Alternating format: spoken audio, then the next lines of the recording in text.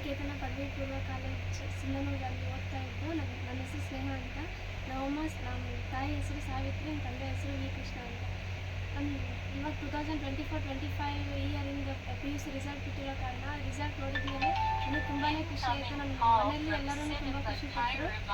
ಆದರೆ ನಾನು ಇನ್ನೂ ಅಷ್ಟು ರಿಸಲ್ಟ್ ಬಂದಿರೋದ್ರಲ್ಲಿ ಇನ್ನೊಂದು 4-5 ಮಾರ್ಕ್ಸಲ್ಲಿ ವೇರಿಯೇಷನ್ ಆಗಿದೆ ಅಂತ.